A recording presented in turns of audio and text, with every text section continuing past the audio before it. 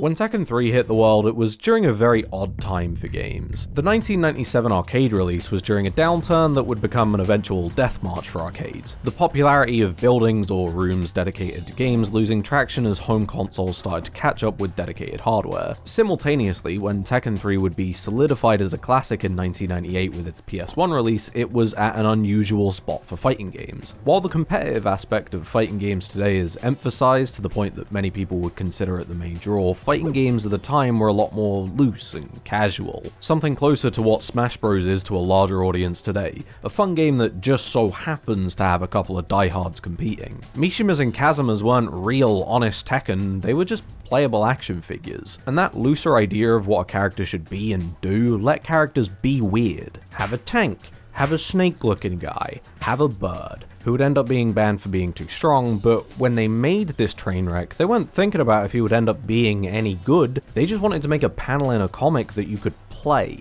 This more open design gave us a lot of fun games, but how these characters would translate to an emerging competitive community between the 90s and 2000s would be fuzzy. For many, they'd just be awkward puzzle pieces that didn't slot all too cleanly into an already defined jigsaw. Thankfully, with Tekken 3's arcade release, that wouldn't be something anyone would need to worry about. The cast was kind of played a bit safe and conventional. The bear's a little goofy, and you got the horror beyond human comprehension that came with the setup from My Nightmares, but the core of, like, throw out a high, forget to hit confirm, and get punished for it never got broken. That was then though, and this is now, which is 2006 roughly. This will make sense in a bit. Tekken 3 is a PlayStation game, and while these titles look and play pretty similarly, there were a coupled edition in the console version that wouldn't always be agreed upon by a competitive community.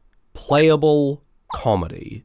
Dr. B and Gon were both odd in their specifics, but on the larger scale of fighting games weren't anything new. They were joke characters. If the appeal of Heihachi or Xiaoyu or King is that they were cool, then these were characters that would have been deliberately obtuse or annoying for the sake of being a little odd and quirky. Dr. B was intentionally incompetent, being tricky to keep upright thanks to a balance mechanic that would put him on the ground, with odd but mostly ineffective maneuvers when he was on the floor. On one hand, he's weak in the sense that he's unwieldy. You got a lot of moves that let you knowledge check the odd pockets of strength that you do have. You're still kind of playing Tekken, just constantly off balance, requiring more effort than every other character to even get past the basics. On the other hand, his most notable point of play is when he's on the floor. That puts him in an odd spot. He's got strong enough moves that he can put the average DSP fan in their place, but against someone who can recount their ABCs, he's on a fast path to the loser's bracket, due to being defined by a position that makes him uniquely vulnerable. An awful character through and through, even after you figure out how to keep him upright. If Dr. B is odd from the conventions of Tekken, Gon is from the alternate timeline where Tekken occupies the same space as PlayStation All-Stars. He's in a fighting game, but he sure shouldn't be. Manga main character, TV star, and now video game character. Again, Gon was not made to be a fighting game character. He is just a little guy, marketable and plushable in his size. That below the belt buckle height is a defining trait of his, and while in other games having a small hurt box changes a combo route here or there without rewriting the rules of the game entirely, for Gon it means invalidating almost the entire cast's concept of a high. Evasive by complete accident, Gon is not difficult to hit, but requires most characters to rewire their game plan and use moves that they both aren't used to and aren't always effective. That's an extremely strong quality to have. In the time that it took to make this video, Ling Xiaoyu has been crucified for the exact same property, but it's let down by just how stubby a lot of his hitboxes are. Because his limbs are so small, he has a hard time controlling the space in front of him. Jabs and quick lows might be on par with the speed of the rest of the cast, but he just doesn't have the reach to use them, either as a non-committal way to check the space in front of him or act as a way of starting pressure, because they're just not gonna hit. A lot of his almost 20 moves are like this, with some of the only useful ones being blatantly egregious attacks. The same kind of one-trick pony retold and remixed in the motion of a comedian who's only found an audience by saying what everyone's thinking. The very occasional big hit and small size creates a game plan that's core idea is hoping your opponent uses a move they didn't know won't hit. A game plan of crossed fingers.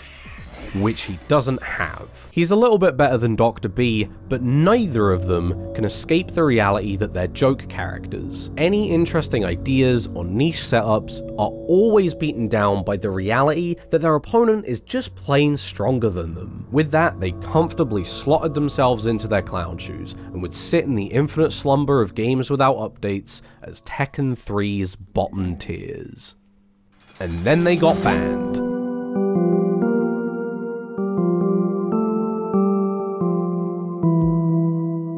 I want to make sure that I'm not setting you up with the wrong idea here, because these were not normal bans. It was tenuous at best thanks to a whole boatload of asterisks surrounding the situation, with two pretty big and simple ones. A, they aren't banned anymore. The time period for these bans goes from 1998 until...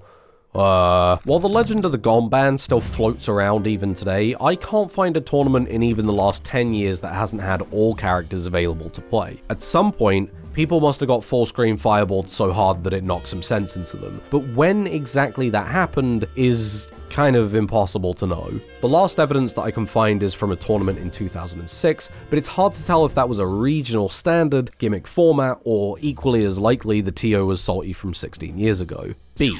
The rule set regarding Tekken 3 when it was played actively was pretty unstandardized. Round counts, tournament formats, what system you'd even be playing on that might not even make these characters exist. From asking around with players at the time, you'll find a lot of information that if you try to unify is contradictory, when in reality there was never one fixed rule set. Add to that how almost all of the tournaments that we know of don't have posted rule sets out there anymore, leading to the memory of different people in different regions being the most reliable resource. Outside of this one Polish forum which only mentions Gone and is written in English, let's not even begin to discuss how language barriers might obscure history even further. That means that some people were banning characters that sucked, and just as many people, maybe even more, had a brain. As I'm sure you can see, this makes the situation pretty odd, and thanks to how much entropy has eroded away information, there's a lot we can't know for certain about the bans, with the only one that I really care about being why. Typically speaking, bans for characters in old games comes in one of two forms. The often expected but not actually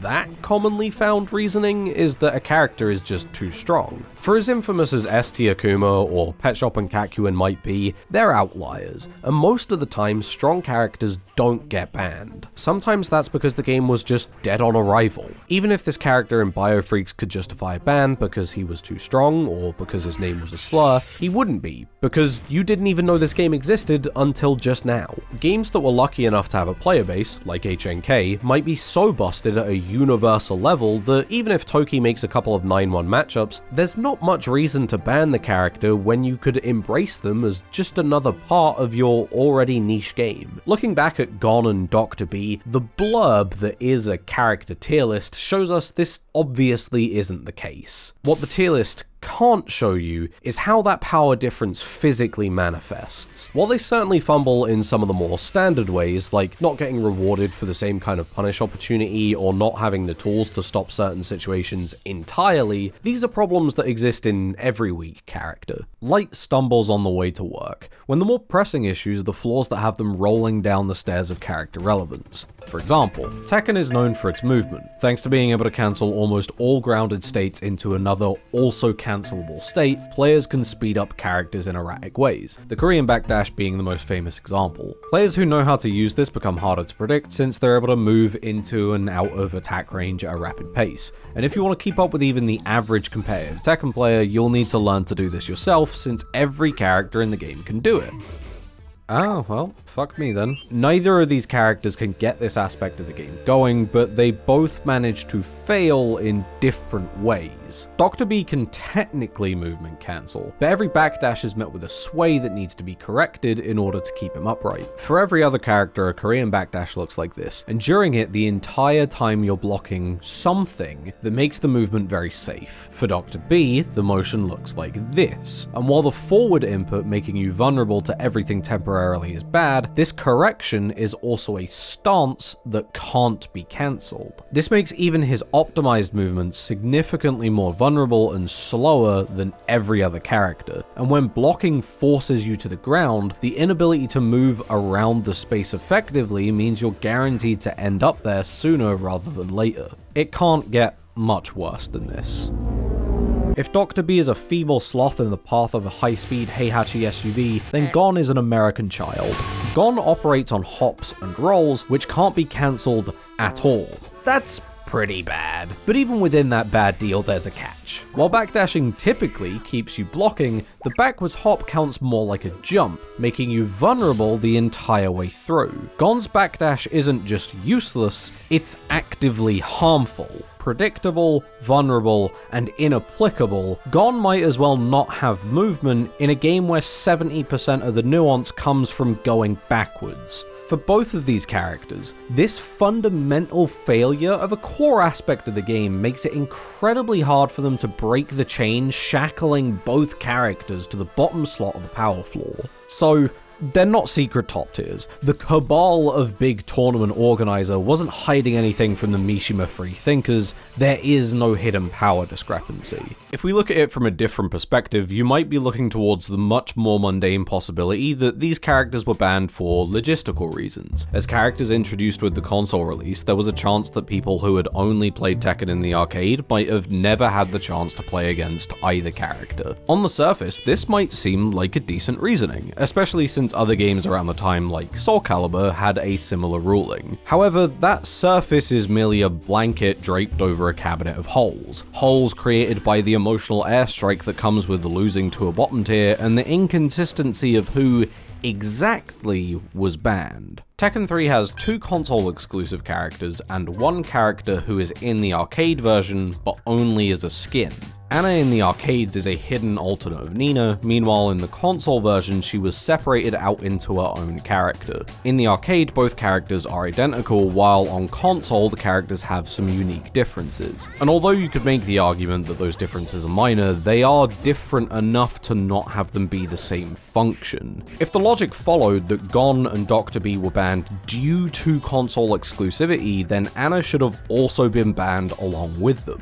This already makes the reasoning fall apart, but it gets messier the more that you look at it. From the discussions that I've had, there's been an implication that almost all Tekken 3 tournaments were held on console. Not to mention how, even excluding Anna, while Dr. B and Gon would occasionally be banned as a pair, it was much more common for Gon to be banned in isolation once Tekken Tag came out, making this potential reasoning completely fall apart. Especially from the modern perspective, flaws in either standard reason for a ban leaves conventional logic off the table. Console exclusivity simply doesn't make sense in this example, and the characters were far too weak for there to have ever been a shift from top tier to the pavement on 2 separate occasions. So the typical arguments of fighting game culture don't apply here. We're out of options and in a bizarro world. People aren't complaining about a game they've never played on Twitter, and Chun-Li figures aren't in jars. So instead of the toxic positivity of telling someone to adapt, how about we come down to the ban's level? It's not exactly justifiable, but the reason might not be grounded in calculation. A simpler explanation for a simpler time.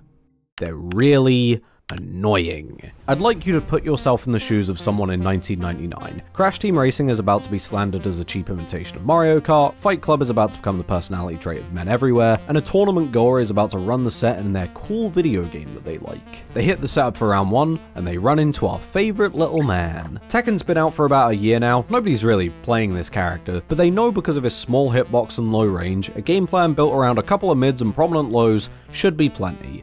And then he starts hitting you with this. Welcome to the Gon check.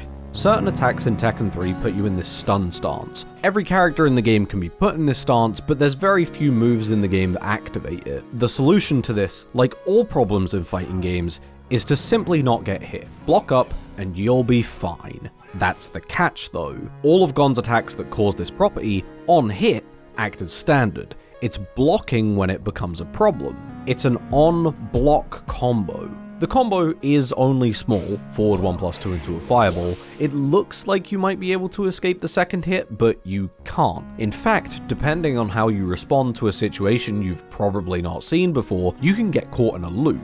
So they're sat there, confused, several rounds down after getting hit by a trap that they didn't know existed, and can't figure out a solution just by looking at it normally. Frustrated because clawing back advantage from this position isn't hard, but it is slow. And while you're probably not going to lose, it's going to be an extremely arduous win. Knowledge checks like this aren't anything new, even for the time. Throw loops in Street Fighter 2 were, and even still are, creating gaps in the player base to this day. This particular check, though, is quite representative of Gon's larger issues. He's a character that's all about the opponent losing rather than the Gon winning. This block combo seems quite oppressive, but if you know how it works, it's really not that big of a problem. The big wind-up punches are high, meaning that regardless of what the screen is telling you, it can be ducked. The rollout from full screen is only ever going to be a mid. It can't be blocked, but every option at the distance where the roll will hit, sometimes, is beaten by stepping in either direction. On top of that, the only way to get put in the loop is to get caught rolling or staying on the ground. Attempt to get up with